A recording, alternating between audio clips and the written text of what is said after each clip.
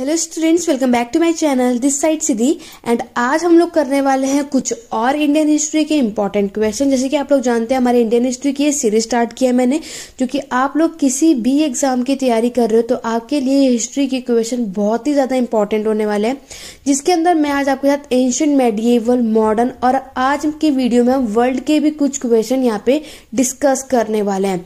तो चलिए अपनी आज की क्लास को स्टार्ट करते हैं। वीडियो पसंद है लाइक शेयर ज्यादा से ज्यादा करो। इससे पहले जो मैंने ऑलरेडी 4 वीडियोस पे बनाई हुई है, अगर आपने वो वीडियो नहीं देखी है तो लिंक डिस्क्रिप्शन में है, नहीं तो आप जाके प्लेलिस्ट में चेकआउट कर सकते हैं। एंशिएंट टू मॉडर्न हिस्ट्री के इंपॉर्टेंट क्वेश्चन अगर आप ये सर्च करेंगे तो आपको ये प्लेलिस्ट में मिल जाएगी। तो यहाँ अगर आप मैं बात करूँ, यहाँ पे मैंने इतने इंपॉर्टेंट और अच्छे क्वेश्चन रखे हैं। अगर आप किसी भी कॉम्पिटेटिव, अदरवाइज अगर आप यूजीसी की भी तैयारी कर रहे हो ना, अगर आप यूजीसी नेट की तैयारी कर रहे हो, अगर आप यूपी टेट, यूपी पीजीटी, किसी भी एग्जाम की तैयारी कर रहे हो, पीजीटी टीजीटी लेवल तक के, यहाँ पे मैंने इंपॉर्टेंट क्वेश्चन रखे हैं। तो वीडियो के एंड तक बने रहना और यहाँ पे कुछ हम 25 इंपॉर्टेंट क्वेश्चन डिस्कस करने वाले हैं। तो चलिए स्टार्ट करते हैं अपनी क्लास को। ये रहा आज का आपका पहला क्वेश्चन, मोस्ट और इम्पॉर्टेंट क्वेश्चन है। चाहे आप किसी भी एग्जाम की तैयारी कर रहे हो, आप लोगों को बस इतना करना है कि 25 के 25 क्वेश्चन के आंसर मेरे क्वेश्चन रीड अप करने तक मुझे सारे क्वेश्चन का आंसर आप कमेंट करके देंगे और वीडियो के एंड तक बताएंगे कि आप लोगों ने 25 क्वेश्चन में से कितने यहाँ पे मार्क्स ले लिए, कितने क्वेश्चन आप लोगों के करेक्ट हुए थे। क्लियर हो गया? तो ये रहा आज का आपका पहला क्वेश्चन। पहला क्वेश्चन बोला जा रहा है, before which war did Babur declare to free the Muslim subject from तांबा टैक्स। तो आपको बताना है बाबर ने कौन से युद्ध में जो पूर्व मुस्लिम प्रजा को तमगा कर से मुक्त करने की घोषणा कर दी थी। आपके यहाँ पे ऑप्शन दे रखे हैं, battle of Chanderi, battle of Khanwa, battle of Ghaghra और बैटल ऑफ पानीपत। तो आप ये सब जानते हैं, जो चारों बैटल आप यहाँ युद्ध देख रहे हो, ये चारों की चारों बाबर के समय पर ही हैं।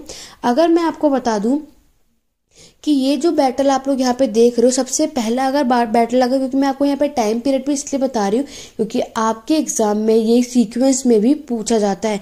तो अगर हम बात करेंगे, सबसे पहला जो युद्ध हुआ था वो हुआ था आपका पानीपत का युद्ध, जो कि हुआ था 1526 में। ठीक है। दूसरा अगर हम युद्ध करेंगे तो दूसरा अगर आप लोग बात करोगे तो दूसरा बैटल हुआ था आप लोगों का खानवा का युद्ध, जो कि हुआ था 1527 में। ठीक है। थर्ड वन अगर हम बात करेंगे तो वो है आपका बैटल ऑफ चंदेरी, जो कि हुआ था आपका 1528 में। एंड द फोर्थ नंबर पे आएगा आपका बैटल ऑफ घाघरा, जो कि हुआ था 1529 में। क्लियर हो गया?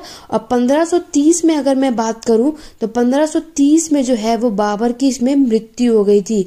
तो ये था पूरा टाइम पीरियड बाबर की। ठीक है, कि उन्होंने अपने इन 4-5 सालों के अंदर बैटल ही लड़े थे। 1526 से लेकर के 1530 तक आप बाबर का टाइम पीरियड देखोगे, जिसमें उन्होंने ये सारे बैटल लड़े थे। और ये सारे के सारे स्क्रीनशॉट ले लो, आपके एग्जाम में पूछे जाते हैं, तो आप लोगों को ये सीक्वेंस भी पता होना चाहिए। तो अब बढ़ते हैं हम इस क्वेश्चन के राइट आंसर की तरफ। तो अगर यहाँ पे बात करेंगे कि बाबर ने किस युद्ध में, जो आपकी बात करेंगे जो तमगा कर था, जो मुस्लिम की प्रजा से मुक्त कराने की घोषणा की थी, तो वो उन्होंने बैटल ऑफ खानवा में कहा था। जो उनका खानवा का युद्ध हुआ था, इस बैटल में इन्होंने इस कर को मुक्त कर दिया था। तो इस क्वेश्चन का राइट आंसर क्या होगा आपका? ऑप्शन नंबर ए भी। क्लियर हो गया? आगे बढ़ेंगे नेक्स्ट क्वेश्चन की तरफ।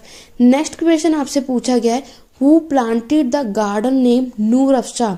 तो नूर अफशा नाम का जो बगीचा था वो किसने लगाया था? बाबर ने, शेरशाह ने, शुजाउद्दौला ने या फिर सिराजुद्दौला ने? जल्दी से कमेंट करके बताओ कि यहाँ पे ये नूर अफशा का जो गार्डन है ये किसने लगाया था। अगर ये क्वेश्चन आपके एग्जाम में पूछ लिया जाए तो इस क्वेश्चन का राइट आंसर होगा option number A, Babur. Clear हो गया?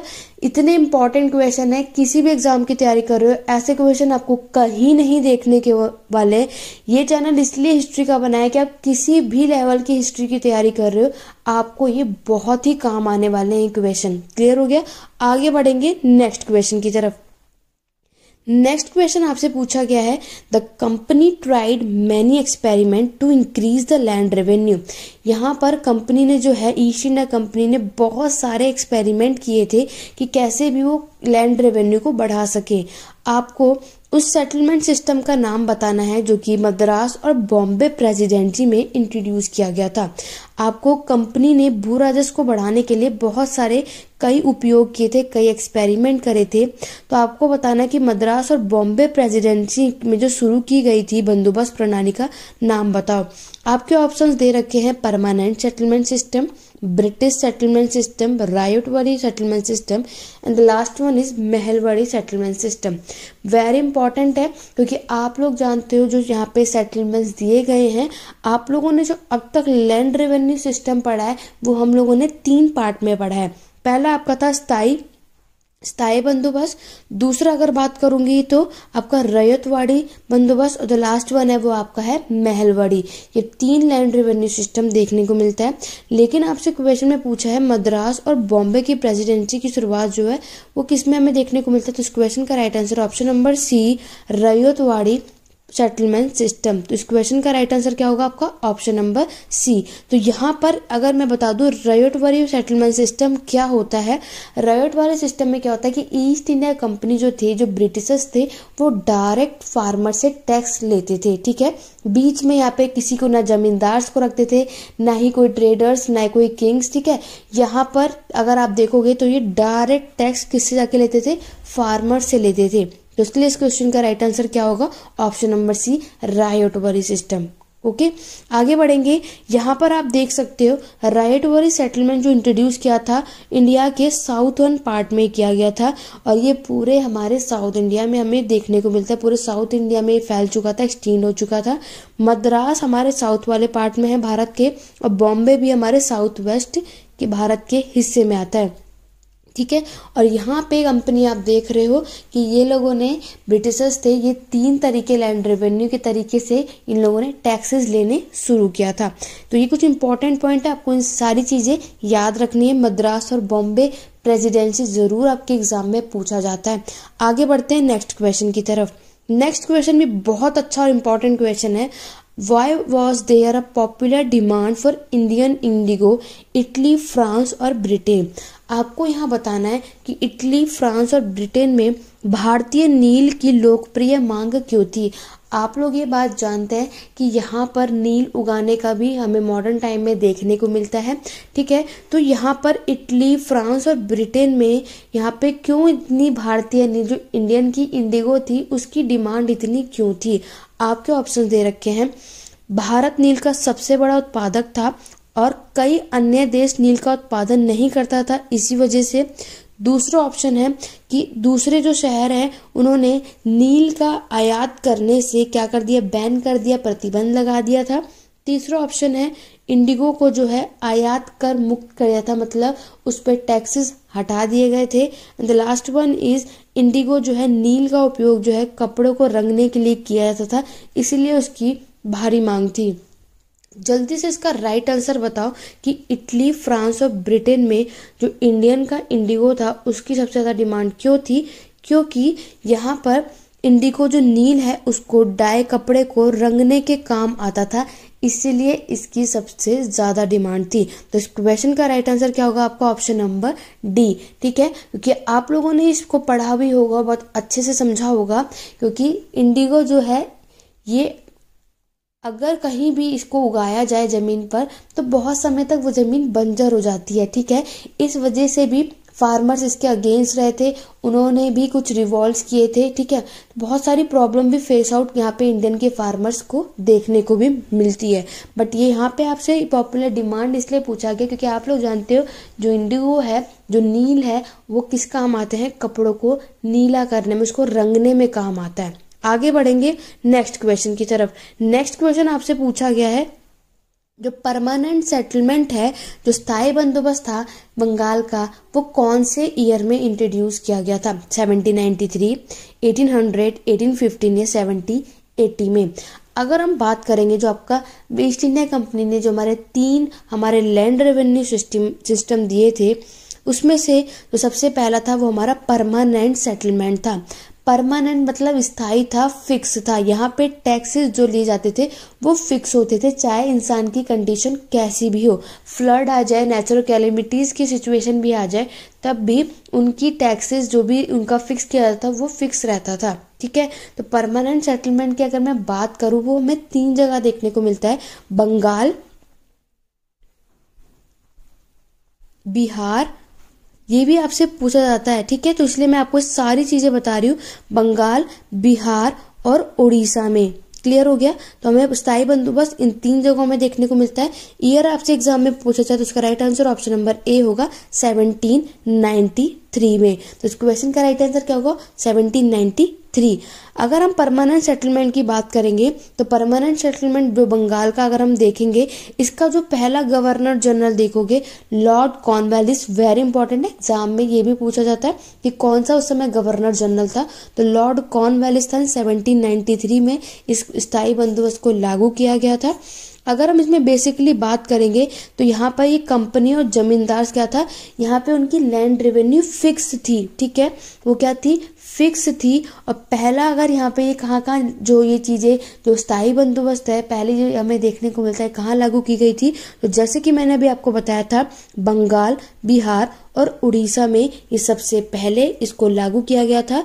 बाद में इसको मद्रास प्रेसिडेंसी में हमें देखने को मिलता है और वाराणसी के डिस्ट्रिक्ट में भी इसको आगे फॉलो किया गया था। क्लियर हो गया?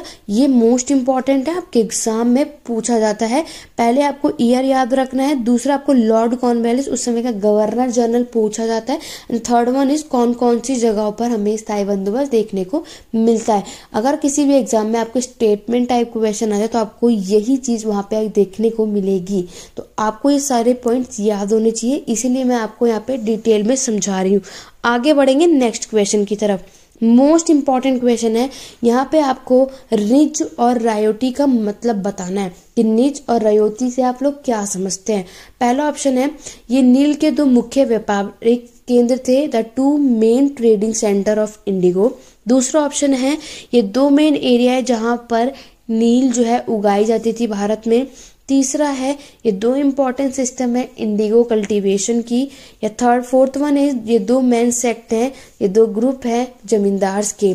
निज और रायोटी मोस्ट इंपॉर्टेंट है, ऐसे ही डीपली में क्वेश्चन पूछे जाते हैं जो मैक्सिमम स्टूडेंट को नहीं पता होता।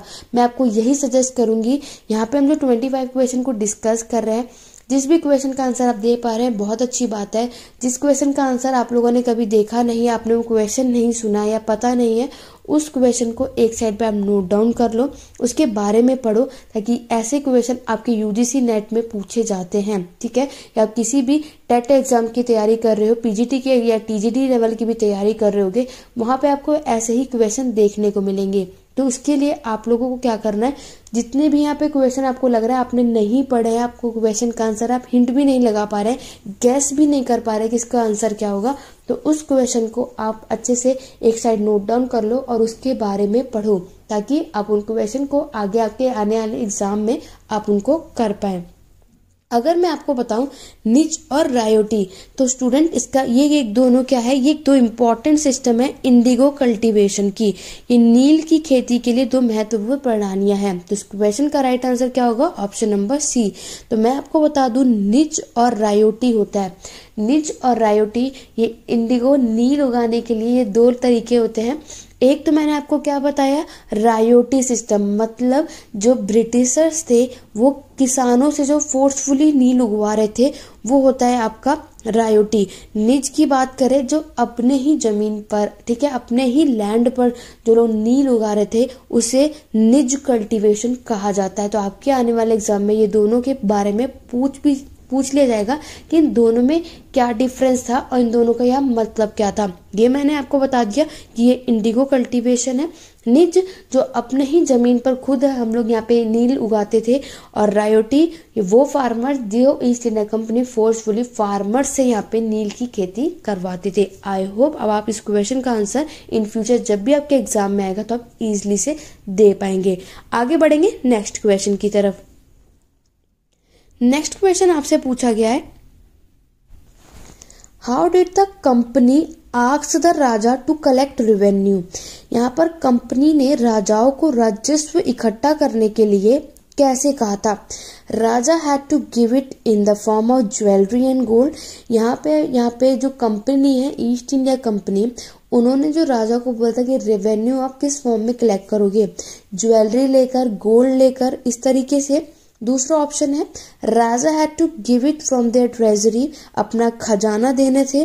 Third one is raja had to raise revenue by selling their own land, या फिर राजा अपनी जमीन बेचकर जो रेवेन्यू होता है उसको वो क्या करता है, जुटाता है, इकट्ठा करता है। And the last one is raja had to collect rent from the peasant and pay revenue to the company, या फिर राजा किसानों से रेंट कलेक्ट करता है और फिर राजा को रेवेन्यू पे करता है कंपनी को। तो यहाँ पे आप लोग साफ साफ देख सकते हैं मैक्सिमम आप लोगों ने इसका आंसर जो है करेक्ट दिया होगा। आप सब मुझे किस क्वेश्चन का आंसर देंगे, जितने भी क्वेश्चन मैं आपको करा रही हूँ, मैं चाहूंगी कि आप लोग सब इस क्वेश्चन का आंसर मेरे साथ साथ दें। रात के 10 बजे आपको हमेशा तैयार रहना, मेरे चैनल पे वीडियो देखने को मिलेगी। और जो बाद में भी मेरी वीडियो देखता है, जो ऑफलाइन वीडियो देखता है, इस तो आप लोगों को भी इस क्वेश्चन को करते करते हर एक क्वेश्चन का आंसर कमेंट में बताते रहना। इससे आप लोगों की प्रैक्टिस बहुत अच्छी होगी। तो आप लोग ये सभी जानते हैं कि राजा जो है कंपनी को कैसा रेवेन्यू कलेक्ट करके देता था। पहले वो फार्मर से रेंट कलेक्ट करता था, देन उसके बाद वो कंपनी को रेवेन्यू पे करता था। तो इस क्वेश्चन का राइट आंसर होगा ऑप्शन नंबर डी। क्लियर हो गया? आगे बढ़ेंगे नेक्स्ट क्वेश्चन की तरफ। नेक्स्ट क्वेश्चन पूछा गया है, which Mughal ruler in Indian history as शेरे बेखबर। तो यहाँ पे आपसे पूछा गया है भारत के इतिहास में किस मुगल शासक को शाह बेखबर कहा जाता है? सहंदर शाह को, बहादुर शाह को, फर्रुखसियार को, या फिर औरंगजेब को। तो भारत के इतिहास में आपने सारे मुगल एम्पायर पढ़े, तो आप ये बात जानते हो हम जो मुगल एम्पायर पढ़ते हैं तो उसमें हम दो मुगल्स के बारे में जानते हैं। एक हम पढ़ते हैं अर्ली मुगल्स के बारे में और दूसरे हम पढ़ते हैं लेटर मुगल्स के बारे में। क्लियर हो गया? तो आपको यहाँ बताना है किसे शाह बेखबर कहा जाता है। तो इस क्वेश्चन का राइट आंसर है option number B, Bahadur Shah को। तो बहादुर शाह वो थे जिनको क्या कहा जाता था? शाह बेखबर कहा जाता था। तो इस क्वेश्चन का राइट आंसर होगा आपका ऑप्शन नंबर बी। तो आप लोग यहाँ पे देख सकते हैं कि बहादुर शाह जफर का आप लोग यहाँ पे टाइम पीरियड देखोगे तो 1643 से 1712 है, जिसको मोहम्मद मुज़्ज़म और शाह आलम भी कहा जाता था। क्लियर हो गया? ये बात याद रखना, शाह आलम भी इनको कहा जाता था। ये 7th नंबर के मुगल एम्पायर है। इट मीन्स औरंगजेब के बाद जो रूल किया था वो किसने किया था? बहादुर शाह फर्स्ट ने किया था। यहाँ पर देखोगे तो बहादुर शाह फर्स्ट और बहादुर शाह द्वितीय भी है, बहादुर शाह सेकंड भी है। बहादुर शाह सेकंड जो है वो लास्ट मुगल एम्पायर है, ठीक है। लेटर मुगल पीरियड का सबसे आखिरी मुगल पीरियड अगर होगा तो बहादुर शाह द्वितीय है, लेकिन यहाँ हम बात बहादुर शाह फर्स्ट की कर रहे हैं। तो बहादुर शाह फर्स्ट था जिसने क्या किया था? रूल किया था, ठीक है, 1707 से लेकर के 1712 तक, जब तक उसकी मृत्यु नहीं हुई थी। औरंगजेब के बाद जो आता है रूल करने वो कौन है? बहादुर शाह फर्स्ट। तो जिनको और भी याद रखना, एग्जाम में ये भी पूछ लिया जाता है कि किसे मोहम्मद मुअज्जम और शाह आलम के नाम से जाना जाता है, तो वो आपका राइट आंसर है बहादुर शाह प्रथम, ठीक है। क्लियर हो गया? आगे बढ़ेंगे नेक्स्ट क्वेश्चन की तरफ। नेक्स्ट क्वेश्चन है, who is called the originator of the special phrase style called मुबाइन इन पर्सियन। तो पारसी में मुबाया जो है वो नामक विशेष पद शैली का जन्मदाता किसे कहा गया था? अकबर को, शेरशाह को, हुमायूं या फिर बाबर को। अगर ये क्वेश्चन आपके एग्जाम में पूछ लिया था कि मुबाया जो है वो किसे बोला जाता था, पर्सन किसके जन्मदाता को बोला जाता था, तो राइट आंसर होगा आपका बाबर को। तो इस क्वेश्चन का राइट आंसर क्या होगा? Option number D. आगे बढ़ेंगे नेक्स्ट क्वेश्चन की तरफ। नेक्स्ट क्वेश्चन आपसे पूछा गया है, बहुत अच्छा इंपॉर्टेंट क्वेश्चन है। आप सभी मुझे इस क्वेश्चन का आंसर कमेंट करके बताएंगे, क्योंकि मैंने ये क्वेश्चन आपके टेलीग्राम चैनल पे भी डाला था, तो मैक्सिमम स्टूडेंट का इसका आंसर आप सबने मैक्सिमम ने गलत दिया था। और ये मैंने आपके जो मेरा यूट्यूब चैनल की कम्युनिटी है, ये क्वेश्चन मैंने वहां पर भी अपलोड किया था, तब भी इसका आंसर मैक्सिमम स्टूडेंट ने गलत दिया था। तो आज ये क्वेश्चन इसलिए मैंने इस वीडियो में डाला है ताकि हम इसके में देख सकें। यहाँ पर आपसे पूछा गया है who wrote about Surat that average 100 of ships of different countries could be found anchored at the port at any given time. तो यहाँ पर किसने ये बात बोली थी कि सूरत के बारे में कि किसी भी समय पर आप जाओगे, अलग अलग देशों में जाओगे तो वहां पर आपको 100 जहाज बंदरगाह पर जो हमेशा देखने को मिलेंगे। हमेशा आप देखोगे तो वहां पे उनके बंदरगाह पे शिप, वहां पे पोर्ट पे हमेशा शिप खड़ी हुई देखने को मिलती है सूरत में। ये बात किसने बोली थी? आपके ऑप्शंस हैं सर थॉमस मैलोरी ने, फ्रेंचॉइस गॉटियर ने, ओवलिंगटन ने या फिर सैम मिलर ने। जो मैक्सिमम स्टूडेंट थे उन्होंने आंसर इसका फर्स्ट दिया था। आई डोंट नो उन्होंने ऐसा क्यों दिया, मैक्सिमम स्टूडेंट ने इस क्वेश्चन का आंसर गलत दिया था। तो अगर मैं आपको बात बताऊं कि ये बात कि मैक्सिमम उसने एवरेज बोला था कि अगर आप सूरत में जाओगे तो वहां के पोर्ट पर, उसके बंदरगाह पे आपको हमेशा 100 जहाज तो खड़े मिलेंगे ही मिलेंगे। ये बात बोली थी ओविंगटन ने। तो इस क्वेश्चन का राइट आंसर होगा आपको ऑप्शन नंबर सी। बहुत अच्छा क्वेश्चन है, ठीक है। इस तरीके के क्वेश्चन आपके एग्जाम में पूछे जाते हैं, ठीक है। तो यहाँ तक इस क्वेश्चन का आंसर आप सबको समझ में आ गया। आगे बढ़ते हैं हम नेक्स्ट क्वेश्चन की तरफ। ये क्वेश्चन भी बहुत अच्छा है।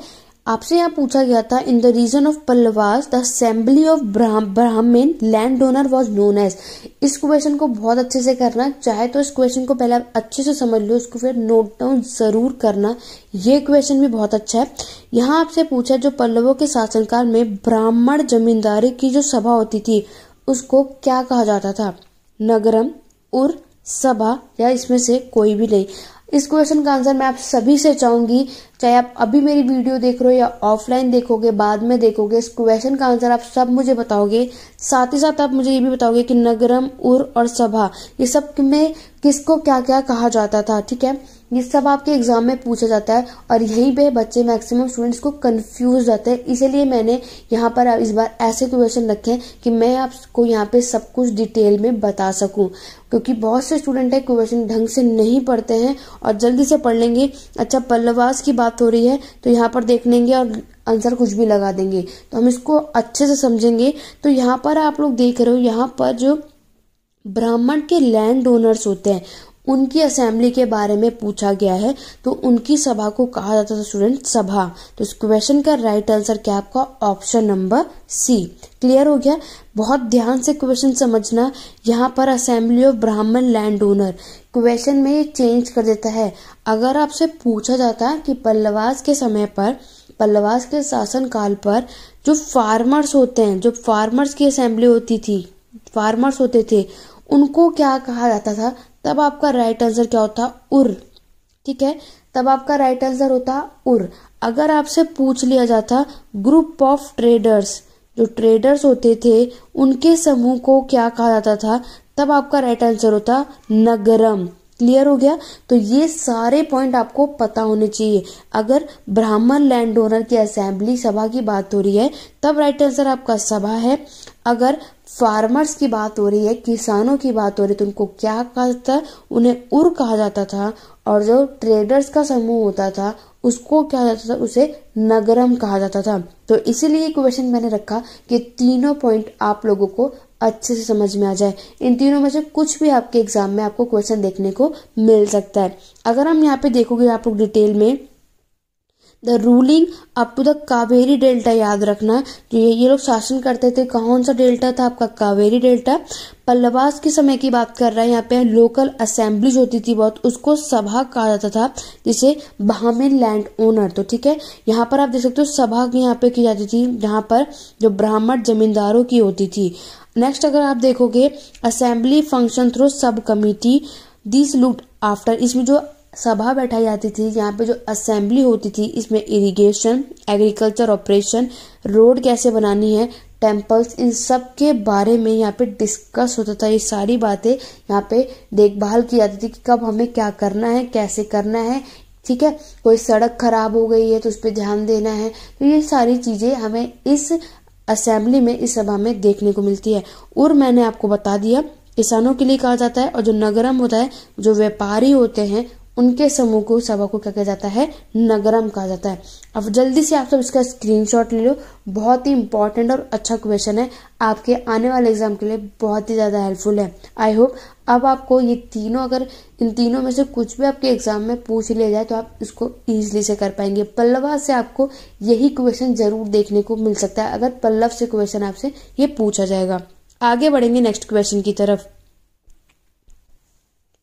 नेक्स्ट आप लोग यहाँ देख सकते हैं, इस तरीके से भी क्वेश्चन आपको देखने को मिलता है कि आप लोगों को यहाँ पर जो रिफॉर्म्स हैं और एक्ट्स हैं इसको क्रोनोलॉजिकल ऑर्डर में लगाना है कि पहले कौन सा एक्ट आया था, उसके बाद देन लास्ट कौन सा आया था। ठीक है, तो हिस्ट्री अगर आप लोग पढ़ रहे हैं तो आपको अगर ईयर याद होंगे तभी आप इसको क्रोनोलॉजिकल ऑर्डर में लगा पाएंगे।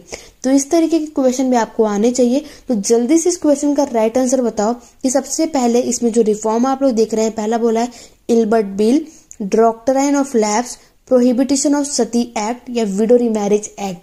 तो ये सारे एक्ट यहाँ पे आपको बताए गए हैं और आपको बताना है कि इसको क्रोनोलॉजिकल ऑर्डर में लगाओ कि सबसे पहले क्या हुआ था, उसके बाद क्या हुआ था। क्योंकि हिस्ट्री अगर आप लोग पढ़ रहे हैं तो इस तरीके से क्वेश्चन आपको एग्जाम में देखने को जरूर मिलते हैं और आप इन क्वेश्चन को तभी सॉल्व कर पाओगे अगर आपको ईयर इन सबके पता होंगे। तो चलिए देखते हैं कि इस क्वेश्चन का राइट आंसर क्या होगा। तो जल्दी से आप इसको, ऐसे क्वेश्चन तो आप लोगों को जरूर करने चाहिए स्टूडेंट, क्योंकि अगर आप लोग हिस्ट्री के बारे में बहुत डिटेल में पढ़ रखा है, बहुत अच्छे से जानते हैं, तो इसी क्वेश्चन में आके स्टूडेंट जो है वो फंस जाते हैं। तो मैं आपको ये सजेस्ट करूंगी इसी तरीके से मैच द फॉलोइंग के थ्रू, ठीक है, क्रोनोलॉजिकल ऑर्डर के थ्रू, इस तरीके से क्वेश्चन आपको ज्यादा सॉल्व करने चाहिए। मैक्सिमम स्टूडेंट जो मुझसे पूछते हैं कि मैम हमें हिस्ट्री बहुत अच्छे से पता है, हमने डिटेल में पढ़ रखी, लेकिन जैसे हम क्वेश्चन देखते हैं हम सब भूल जाते हैं और हम नहीं लगा पाते, समझ में नहीं आता। तो आप लोगों की जो कमी है वो प्रैक्टिस की कमी है। आप लोगों को क्या करना चाहिए, प्रैक्टिस पे ज्यादा ध्यान देना चाहिए और ऐसे क्वेश्चन को करो जहां पर आप लोग फंसो, ताकि आप फंसोगे, आप लोग ज्यादा दिमाग लगाओगे तो आप उसको क्वेश्चन को करोगे। आप लोग जो इजी क्वेश्चन को कर लेते हो, आपको लगता है आपको सब कुछ आता है, आप कर पाओगे, लेकिन एग्जाम में जैसे ही मैच द फॉलोइंग आता है या फिर क्रोनोलॉजिकल ऑर्डर में पूछ लिया जाता है तब आप लोग वहां पे फंस जाते हैं। फिर आपको लगता है कि हमने इतना सारा कुछ पढ़ा था तो कोई फायदा नहीं हुआ। तो आप लोगों को क्या करना चाहिए, मैच द फॉलोइंग और इसी तरीके के क्वेश्चन को करते रहना चाहिए। ठीक है, तो चलिए बढ़ते हैं और देखते हैं इस क्वेश्चन का राइट आंसर क्या होगा। अगर मैं बात करूं इल्बर्ट बिल की, तो स्टूडेंट इल्बर्ट बिल कब आया था, 1883 में। ठीक है, 1883 में इल्बर्ट बिल हमें देखने को मिलता है। डॉक्ट्रिन ऑफ लैप्स की मैं बात करूं तो ये कब आया था, 1848 में। ठीक है, 1848 में डॉक्ट्रिन ऑफ लैप्स का टाइम है। जो सती प्रथा है वो खत्म कब करी गई थी, तो ये खत्म करी गई थी आपकी 1829 में। And the last one in जो विडो रीमैरिज एक्ट जो चालू हुआ था, स्टार्ट किया गया था, वो कब हुआ था, तो ये हमें देखने को मिलता है 1856 में। तो ये रहा आपका राइट सीक्वेंस। तो आप लोग देख सकते हैं सबसे पहले अगर आपका आएगा वो आपका आएगा 1829 में जो सती प्रथा है। तो थर्ड जो है ये कहाँ पर आपको देखने को सबसे पहले आएगा, तो वो आप लोग देख सकते हैं। आपका पहला ऑप्शन नहीं हो सकता, ठीक है, आपका दूसरा नहीं हो सकता क्योंकि थर्ड वाला यहाँ पे जो सी ऑप्शन है वो फर्स्ट होगा, तो ये भी नहीं होगा। तो राइट आंसर आप लोग देख सकते हैं ऑप्शन नंबर डी। तो इस क्वेश्चन का राइट आंसर होगा आपका ऑप्शन नंबर डी, 4, 2, 1 और 3। तो ये रहा आपका राइट सीक्वेंस। इसी तरीके से आपको जो गांधी का मूवमेंट है, जो गांधी के बहुत सारे मूवमेंट है, Satyagraha movement, Quit India movement, non cooperation movement, ठीक है, तो ये सारे चीजें भी आपको याद होने चाहिए। अगर आपको इनके ईयर याद होंगे तभी आप उसको क्रोनोलॉजिकल ऑर्डर में लगा पाएंगे। क्लियर हो गया, आगे बढ़ेंगे नेक्स्ट क्वेश्चन की तरफ। नेक्स्ट क्वेश्चन आपसे पूछा गया, इस तरीके के क्वेश्चन भी आपको एग्जाम में बहुत देखने को मिलेगा। चाहे आप किसी भी एग्जाम की तैयारी करो, इस टाइप के भी क्वेश्चन जरूर आते हैं। आपको बताना है, यहाँ पे पेयर बता रखा है, कौन सा पेयर गलत है। तो अगर मैंने आपको क्या कहा, ईयर याद होगा तो ही आप ऐसे क्वेश्चन को कर पाएंगे। तो सबसे पहले बात कर रहे हैं, जो कलिंग का युद्ध हुआ था वो 261 ईसा पूर्व में हुआ था। शक युग जो है, जो आपका साका एरा है, उसकी जो शुरुआत हुई थी वो 78 एडी में हुई थी।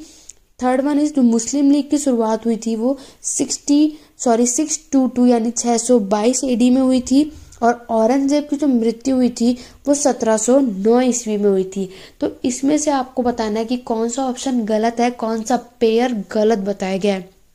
अगर मैं बात करूं कलिंग वॉर की, तो कलिंग वॉर जो हुआ था वो 261 ईसा पूर्व में हुआ था। पहला ऑप्शन आपका बिल्कुल करेक्ट है।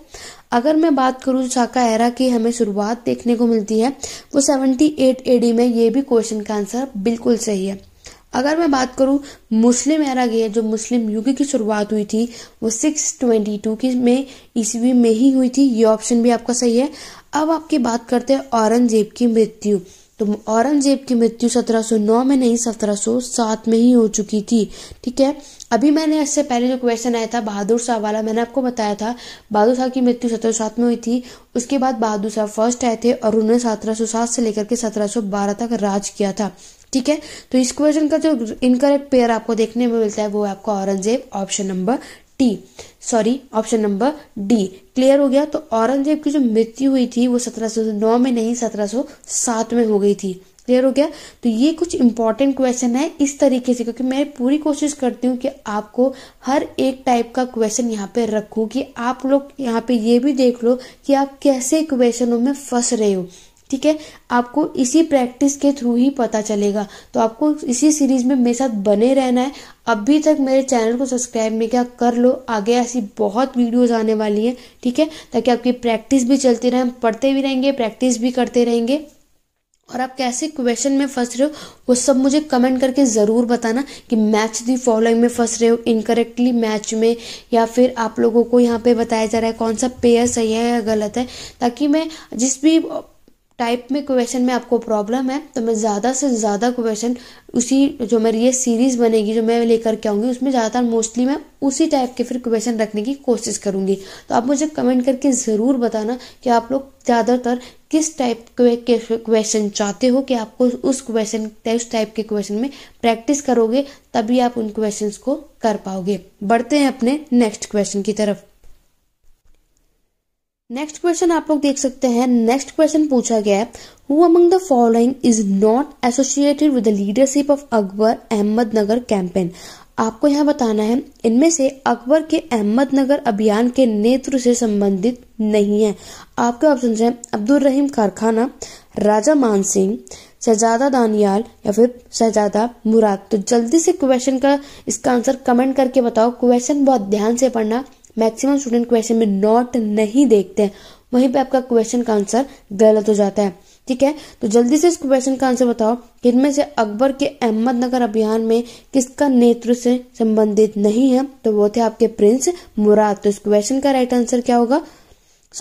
इस क्वेश्चन का राइट आंसर आपका ऑप्शन नंबर बी है, राजा मान सिंह। तो राजा मान सिंह जो अकबर के अहमदनगर अभियान के नेतृत्व से संबंधित नहीं थे। ठीक है, इस क्वेश्चन का राइट आंसर क्या है? Option number B. आगे बढ़ेंगे नेक्स्ट क्वेश्चन की तरफ। नेक्स्ट क्वेश्चन में आप लोग देख सकते हैं, आपको यहाँ पर मूवमेंट दे रखा है और ये उनके लीडर्स हैं। ठीक है, तो यहाँ पहला बोला है ऑल इंडिया एंटी अनटचेबिलिटी जो लीग है वो महात्मा गांधी उसके लीडर थे। ऑल इंडिया किसान सभा थी, उसके लीडर कौन थे? Swami Sahajanand Saraswati. And the last one is self respect movement जो था उसके ईवी रामास्वामी नेकियर। तो आपको ये और उनकी संगठन दे रखा है और यहाँ पे उनके लीडर दे रखा है। आपको बताना है इसमें से करेक्ट पेयर कौन सा है। ठीक है, यहाँ पे आपको ऑप्शन दे रखा है, आपको बताना है कौन सा करेक्ट पेयर है, कौन से मूवमेंट के कौन से लीडर हैं, ये आपको बताना है। तो इस क्वेश्चन का राइट आंसर होगा ऑप्शन नंबर डी। ये तीनों के तीनों यहाँ पे करेक्ट दे रखा है आपको। ठीक है, जो ऑर्गेनाइजेशन है उनके वही लीडर हैं। क्लियर हो गया। आगे बढ़ेंगे नेक्स्ट क्वेश्चन की तरफ। नेक्स्ट क्वेश्चन आप लोग देख सकते हैं, आपसे पूछा गया है मैच दी फॉलोइंग के थ्रू एक क्वेश्चन है। आप लोगों को पता है ये 5 तरीके के आप लोगों को विजयनगर में देखने को मिलता है, बीजापुर, गोलकोंडा, अहमदनगर, बरार और बीदार। तो दूसरी तरफ उनके लीडर है कुली कुतुब शाह, यूसुफ आदिल शाह, अमीर अली बरीद, मलिक अहमद, फतेहुल्लाह इमाद शाह। तो आप लोग मुझे जल्दी से कमेंट करके इसका राइट आंसर बताओ कि कौन से किसके समय पे लीडर रहे हैं। तो जल्दी से जल्दी इसका आंसर बताइए आप सब मुझे करेक्ट सीक्वेंस में। ये पांचों का आपको मुझे करेक्ट बताना है। मैच दी फॉलोइंग के थ्रू भी ये क्वेश्चन भी आपके एग्जाम में आपको देखने को मिलेगा। अगर मैं बात करूं बीजापुर की, तो बीजा जी के जो फाउंडर थे, जो संस्थापक थे, वो कौन था? यूसुफ आदिल शाह। तो इस क्वेश्चन का पहले का राइट आंसर यूसुफ आदिल शाह है। अगर मैं बात करूं गोलकोंडा के जो फाउंडर है, संस्थापक, वो कौन थे? वो थे कुली कुतुब शाह। ठीक है, अहमदनगर की मैं बात करूं तो अहमदनगर के संस्थापक थे फतेहुल्लाह इमादत शाह। बरार की मैं बात करूं तो बरार के कौन थे, Aamir Ali Shah. And the last one आपकी मैं बात करूंगी तो वो कौन है, आपके मलिक अहमद बिदार के फाउंडर। तो 21453, तो ये ऑप्शन नंबर डी आप लोगों का ऑप्शन करेक्ट होता है। ठीक है, तो ये आपको ये पांचों जरूर याद करने हैं। ये क्वेश्चन भी आपको मैच द फॉलोइंग के थ्रू आपके एग्जाम में पूछा जा सकता है। अगर आपने इन पांचों के फाउंडर अच्छे से याद कर लिए, अगर इसमें सिंगल क्वेश्चन में आपसे पूछ लिया जाएगा तो आप इजीली से इसको अटेम्प्ट कर पाएंगे। आगे बढ़ेंगे नेक्स्ट क्वेश्चन की तरफ। नेक्स्ट क्वेश्चन में पूछा गया है which of the following Upanishad is written in prose. इनमें से कौन सा उपनिषद जो है वो गद्य में लिखा गया था।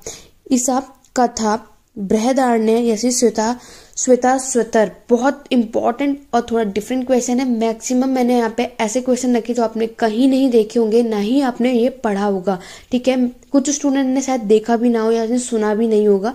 तो ऐसे क्वेश्चन मैं इससे रख रही हूँ क्योंकि आपको ऐसे क्वेश्चन भी देखने को मिलेंगे। यूजीसी नेट जब आप लोग एंट्रेंस एग्जाम के बाद आगे पोस्ट ग्रेजुएशन के बाद यूजीसी नेट की तैयारी करोगे तो वहां पे इसी तरीके से क्वेश्चन आपको देखने को मिलेंगे। इसीलिए मैंने ऐसे क्वेश्चन रखे हैं कि आपको हर एक लेवल के क्वेश्चन पता होने चाहिए। अगर मैं बात करूं उपनिषद में जो प्रोज में गद्य में लिखा गया था वो था आपका कौन सा, बृहदारण्य। तो इस क्वेश्चन का राइट आंसर क्या होगा, ऑप्शन नंबर सी। आगे बढ़ेंगे नेक्स्ट क्वेश्चन की तरफ। The minister of the Gahadavala king, यहाँ पे आपके वो जो गढ़वाला राजा था गोविंद चंद्र जो है उसके जो मिनिस्टर थे। तो यहाँ आपसे पूछ रहा है कल्पद्रुम के जो लेखक थे वो कौन थे।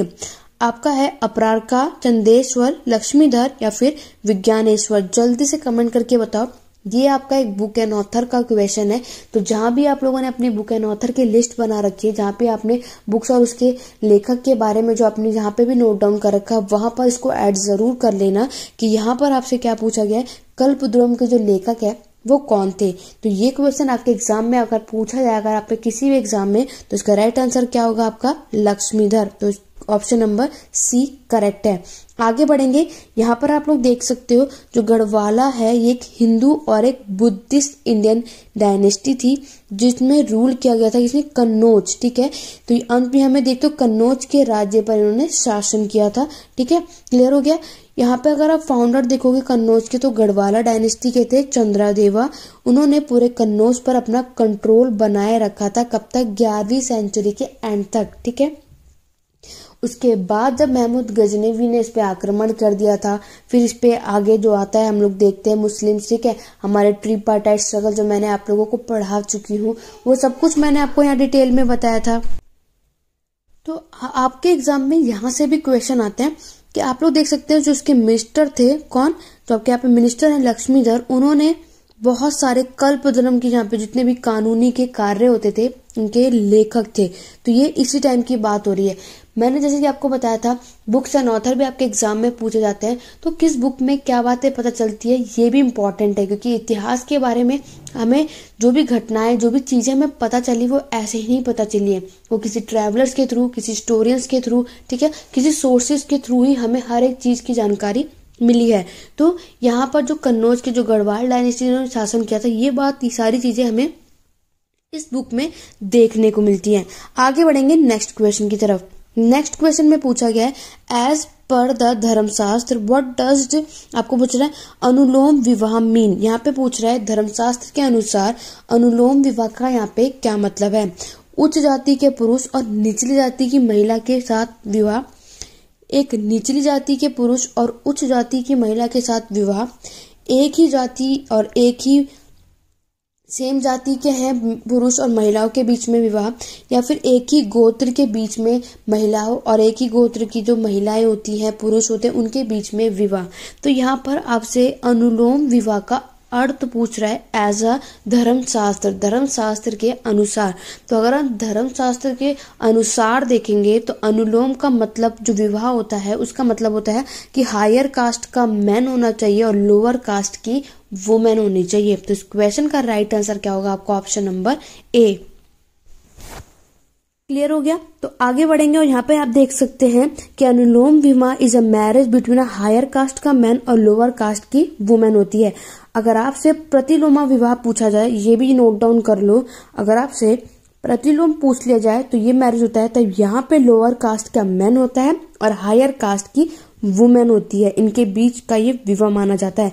स्क्रीनशॉट ले लो, ये दोनों इंपॉर्टेंट है, आगे कहीं भी किसी भी एग्जाम में आपसे ये पूछा जा सकता है। आगे बढ़ेंगे नेक्स्ट क्वेश्चन की तरफ। नेक्स्ट क्वेश्चन में आपसे पूछा गया है कि who among the following was propounder of the Madhyamika philosophy, तो इनमें से कौन से माध्यमिक दर्शन के प्रतिपादक थे? भद्रबाहु, पार्श्वनाथ, शीलभद्र या फिर नागार्जुन। जल्दी से राइट आंसर बताओ। इस क्वेश्चन का राइट आंसर क्या होगा कि किसने मध्यमायिक दर्शन के प्रतिपादक थे, कौन प्रोफाउंडर थे?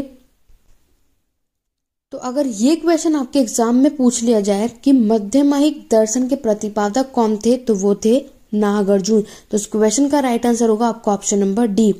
तो आप लोग यहाँ देख सकते हैं नागार्जुन की अगर हम बात करूं, was a patriarch of Mahayana and the founder of Madhyamika school. तो नागार्जुन जो है वो महायान के पितामह और मध्यमिका स्कूल के क्या थे? संस्थापक थे। एग्जाम में आपके ये भी पूछा जाएगा कि महायान के पितामह कौन थे, तब भी आपका राइट आंसर क्या होगा? नागार्जुन। आगे बढ़ेंगे नेक्स्ट क्वेश्चन की तरफ। नेक्स्ट क्वेश्चन भी आपके बुक एंड ऑथर से पूछा गया है। नेक्स्ट क्वेश्चन है मालवी के अग्निमित्र जो है वो किसने लिखा था? कालिदास, तुलसीदास, अग्निमित्र या फिर चाणक्य ने।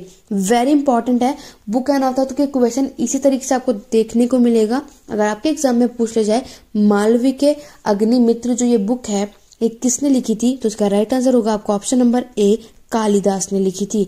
नेक्स्ट बढ़ेंगे आगे, तो यहाँ पर आप देख सकते हो कि मालवी की अग्निमित्र जो है वो एक 5 एक्ट ड्रामा है जो कि शुंग के राजा अग्निमित्र लव फॉर किससे वो जो वहां की राजकुमारी थी मालविका से उनसे उनके प्रेम पर ये आधारित है और ये संस्कृत में लिखा गया था, कालिदास ने लिखा था। वेरी वेरी इंपॉर्टेंट है, ये सारे पॉइंट याद रखने हैं। ये बुक संस्कृत में लिखी गई थी, ये एक प्ले है, ये एक ड्रामा है, ये भी पूछा जाता है। कालिदास ने लिखी थी जिसमें शुंग के राजा अग्निमित्र और विदर्भा प्रिंसेस मालविका के बारे में, लव स्टोरी के बारे में यहाँ पे इस बुक में बताया गया था। आगे बढ़ेंगे नेक्स्ट क्वेश्चन की तरफ। नेक्स्ट क्वेश्चन में पूछा गया है सुदर्शन लेक जो है वो रिपेयर कराया गया था सेकेंड टाइम किसके शासनकाल में? किसके शासनकाल में जो दूसरी बार सुदर्शन झील की मरम्मत की गई थी? स्कंदगुप्ता के समय पर, कुमारगुप्ता, रुद्रदामन या फिर पंडित। तो अगर ये क्वेश्चन आपके एग्जाम में पूछा जाता है कि सुदर्शन लेक जो है जो दूसरे समय उसको सुधार किया गया था, रिपेयर किया गया था, तो वो किया गया था स्कंदगुप्ता के समय पर। तो इस क्वेश्चन का राइट आंसर क्या होगा आपका? ऑप्शन नंबर ए। इससे रिलेटेड और इम्पोर्टेंट पॉइंट बता दूं, ये भी पूछ लिया जाता सुदर्शन लेक के बारे में आपको कौन से अभिलेख से पता चलता है, तब आपसे वो राइट आंसर क्या होगा? जूनागढ़ इंस्क्रिप्शन। तो जूनागढ़ इंस्क्रिप्शन में हमें सुदर्शन लेक के बारे में पता चलता है जो कि किसके समय पर बनाया गया था? मौर्यन एम्परर के बारे में, ताकि वो उस समय के फ्लड को चेक कर सके। क्लियर हो गया? तो यहाँ पर हम बात करें अराउंड 150 AD के समय की बात कर रहा है। ये लेक जो रिपेयर किया गया था साका रूलर रुद्रदामन फर्स्ट, ठीक है। तो लगभग अगर आप देखोगे तो 150 ईस्वी में जो पहले अगर आप बात करोगे झील की मरम्मत हमें रुद्रदामन फर्स्ट द्वितीय की देखने को मिलती है। यहाँ पे क्वेश्चन ध्यान से समझना, क्वेश्चन में पूछा था दूसरी बार रिपेयर जो है वो किसने किया था। अगर पहली फर्स्ट टाइम पूछता तो रुद्रदामन फर्स्ट आएगा, लेकिन आपसे सेकंड टाइम पूछा गया था, इसलिए आपका राइट आंसर क्या था? स्कंदगुप्ता। क्लियर हो गया? जो पंडित उस समय पे क्या थे? गवर्नर थे। पंडित भी आपके ऑप्शन में है, तो पंडित जो है उसके गवर्नर थे जिसके द्वारा ये क्या की गई थी? मरम्मत की गई थी। तो ये इंपॉर्टेंट पॉइंट है, इसलिए डिटेल में पढ़ा रही हूँ। क्वेश्चन यहाँ पे बहुत स्टूडेंट गलत कर देते हैं। अगर हम क्वेश्चन की तरफ वापस जाएंगे, अगर आपसे देखोगे कि सुदर्शन लेक जो रिपेयर कराया गया था, स्टूडेंट क्वेश्चन ढंग से नहीं पढ़ते हैं, जल्दी से पढ़ लेंगे और देखेंगे कि सुदर्शन लेक तो रिपेयर रुद्रदामन ने कराया था, बट वो ये नहीं थे, सेकेंड टाइम पूछा गया, दूसरी बार किसने उसकी मरम्मत की थी। तो ये क्वेश्चन का राइट आंसर तभी आपका क्या है? स्कंदगुप्ता। क्वेश्चन करना है तो बहुत ध्यान से पढ़ना है और समझ के करना है, चाहे तो उसका स्क्रीनशॉट ले लो। क्लियर हो गया? आगे बढ़ेंगे अब नेक्स्ट क्वेश्चन की तरफ। नेक्स्ट क्वेश्चन आपका बुक एंड ऑथर है, ये भी आपके किसी क्वेश्चन पेपर में पूछा गया था। Who is the author of मुर्जुल जहाब? तो मुर्जुल जहाब के लेखक कौन थे? सुलेमान, अल-मसूदी, अलबुदारी या फिर मिनहाजुद्दीन। ये क्वेश्चन आपके किसी क्वेश्चन पेपर में ये क्वेश्चन पूछा गया था, हिस्ट्री का ही क्वेश्चन है और आपसे यहाँ मुर्जूल जहाब का क्वेश्चन पूछा गया है। ये आपको कहीं नहीं मिलने वाले हैं। अगर आप सर्च भी करोगे गूगल पे कि मुर्जूल जहाब के लेखक कौन थे तो आपको नहीं मिलने वाला है। इसलिए बोल रही हूँ जितने मैं आपको यहाँ क्वेश्चन करा दूँ सब कुछ अच्छे से कर लो, आने वाले एग्जाम में आपके बहुत काम आएगा। वैसे तो मैं आपको एंट्रेंस एग्जाम के बेस पे करा रही हूँ, लेकिन आप कॉम्पिटेटिव में तो और भी इजी क्वेश्चन आते हैं। लेकिन अगर आप UGC net, PGT, TGT level की भी तैयारी कर रहे हो हिस्ट्री से, तो ये सारे क्वेश्चन आपको बहुत काम आने वाले हैं। ठीक है, तो मुर्जूल जहाब की अगर मैं बात करूँ तो ये लेखक थे किसके, तो right answer option number B Al Masudi होगा। क्लियर हो गया? ये सारे नोट डाउन कर लो, 100% आपके आने वाले एग्जामों में बहुत काम आएगा। आगे बढ़ेंगे नेक्स्ट क्वेश्चन की तरफ। नेक्स्ट क्वेश्चन है, who was the author of Kirti Kaumudi. तो कीर्ति कौमुदी के लेखक कौन है? राजशेखर, मेराटुंगा, उदय प्रभा या सोमेश्वर देव।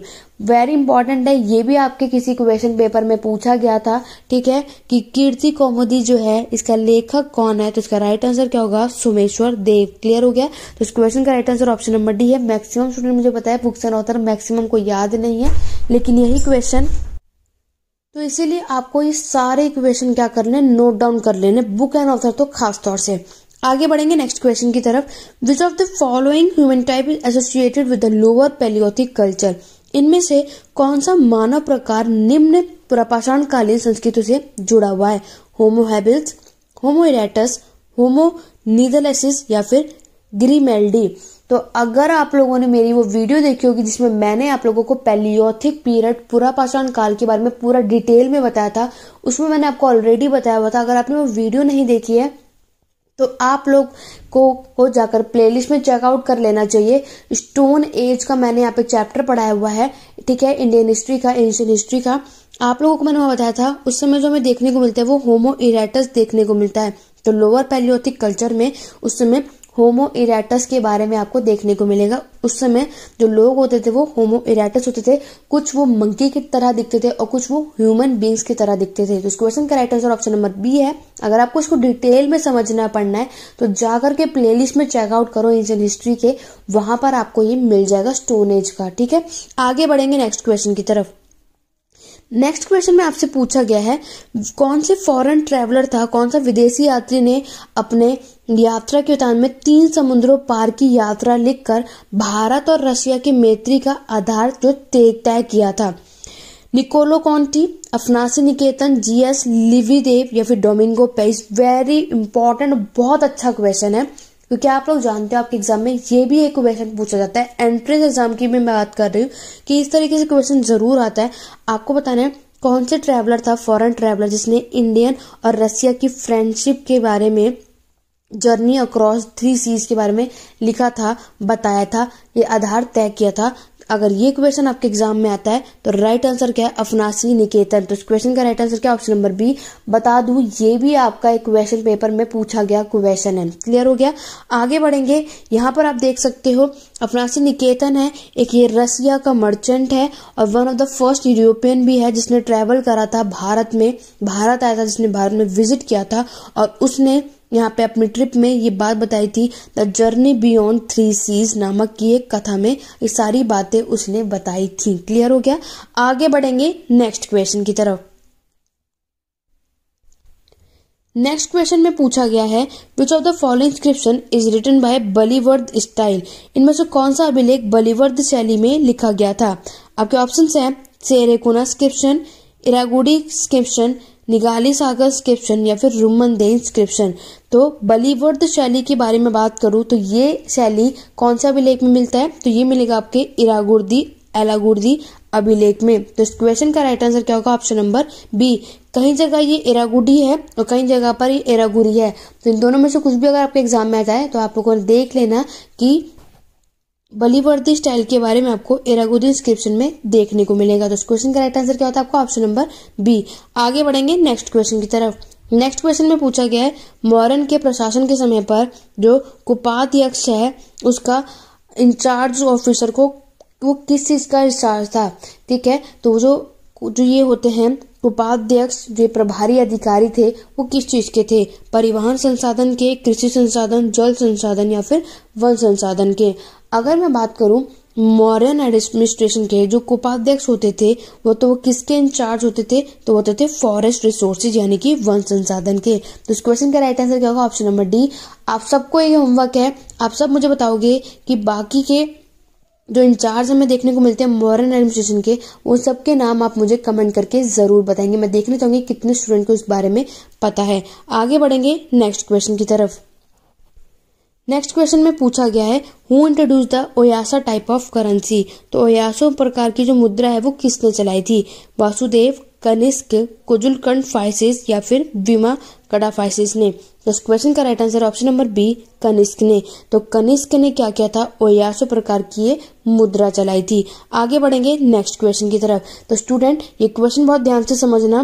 क्वेश्चन में पूछा गया है विजयनगर साम्राज्य द्वारा असैनिक और सैनिक सेवा के लिए दिए जाने वाले भूमिदान क्या कहलाते हैं, जागीर, लिसिस्ट, उक्ता या फिर अमर।